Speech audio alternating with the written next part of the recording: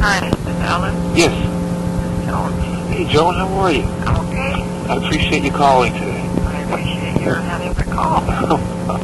Well, we're looking forward to having you. I believe you have played before. I have indeed. It's a nice room.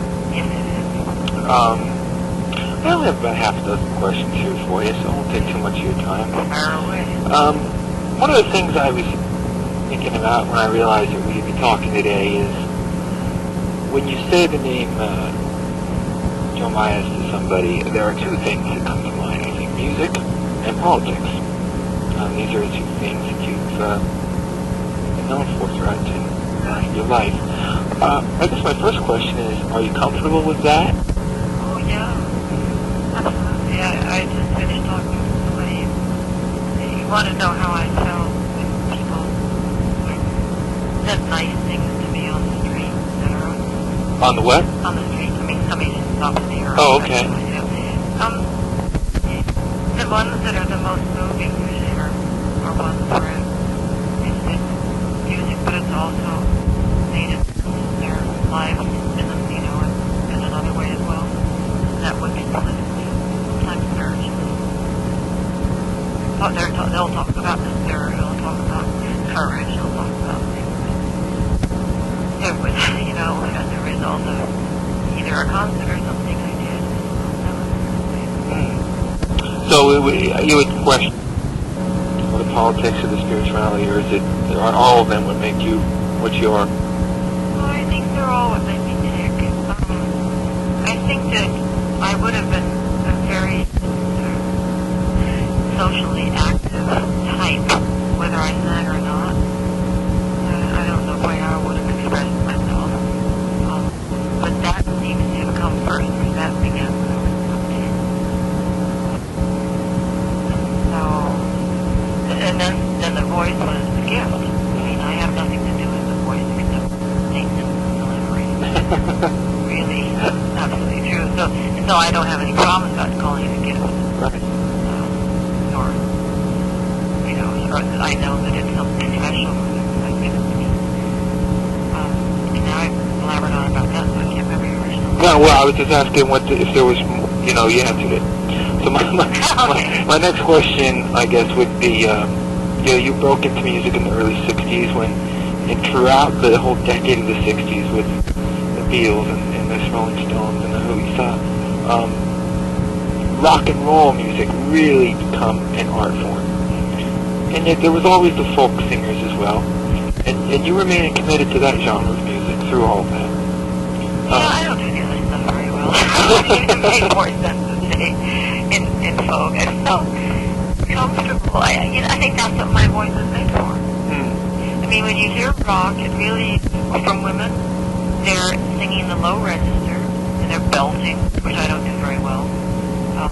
I might have if I sort of trained in that direction, but I didn't train, period, until it was my mid-30s. Okay.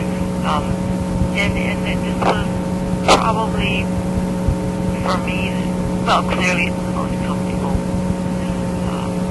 the most comfortable place I landed in the world of music. Now, is it also because folk music? I don't want to insult rock music at all. I love it, but you think it's because maybe folk music lyrically, the focus is so much on what the artist is saying?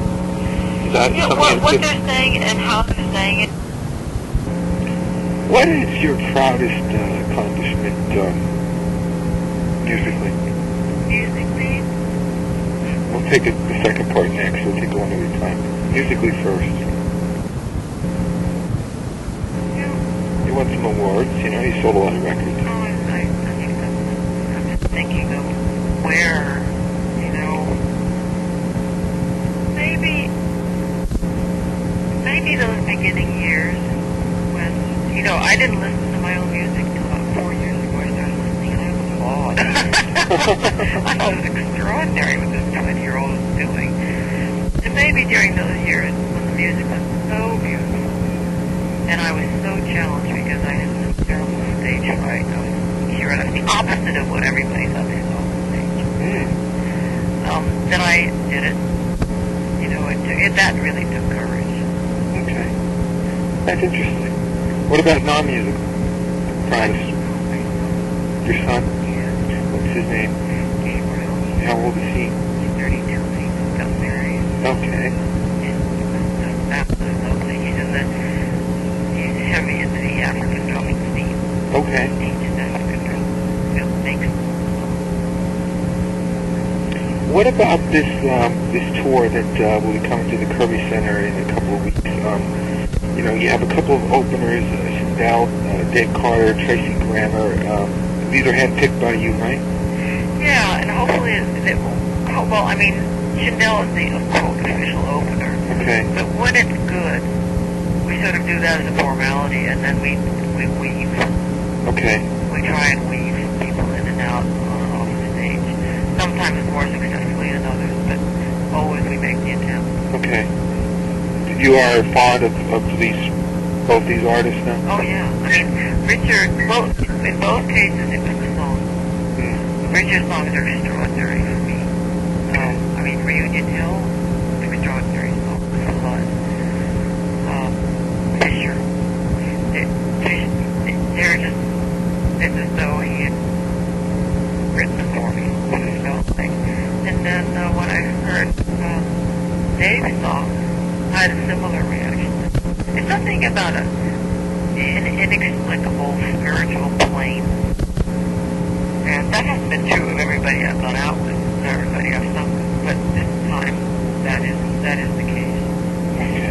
So I think Richard's the only one I've traveled with before. Okay. What about your own syndrome? What is my last question for you? Actually, what are some of the, you have a large body of work to choose from. Most artists pick and choose stuff they want to play, stuff they expect people to want to hear. And how do you go about what you pick as your songs for the show? Happy medium. Something that is still slightly challenging for me. I do get off on singing something that I know they love. But I'm tired of, and I don't sing it. Even if they keep calling for it,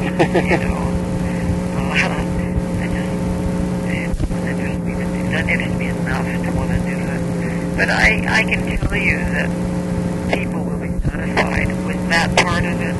When they leave, they will have heard enough of what they came to hear. And then on top of that, they will have heard other things which, from my experience over the last 10 years, has proven to be a very stimulating and gratifying evening. Did you find that the music that you play, because the lyrics are so relevant, sometimes profound, the connection with the audience is on a much deeper level than the pop and the flash of some other artists? Well, as you say that, it's very funny you say that. I never thought about this before, but I'm wondering what the connection is with Barbara Streisand coming down those steps in her gown. Because people love her, and they love that scene, and I hate it. I like her voice; it's stupendous vocal box there. But that scene, the diva thing, the diva and the glitter and that crap, and sort of stand-up comedy jokes that are all rigged ahead of time with the audience is the antithesis of what I do. And so I don't know. I mean, those people go there. I've never talked to one of them, Right. But they must be moved. Maybe, but you would agree it's a different type of connection with. Yeah, it's different, but for some reason, whatever it is, the gay community really adores her. Yes. And so that has had to have some real meaning for them. Sure. In other words, I don't know the answer. Okay. Well, I just had my recorder rolling here, so I didn't have to stop and go, and we could just talk. So I appreciate your time. I'll make sure you get a copy of this. I'll send it off to Sax Company, or just have one at the venue for you. My friend manages a place over there. Oh, wonderful. So I do appreciate your time, Joan. I look forward to having you. Thank you. Thank you.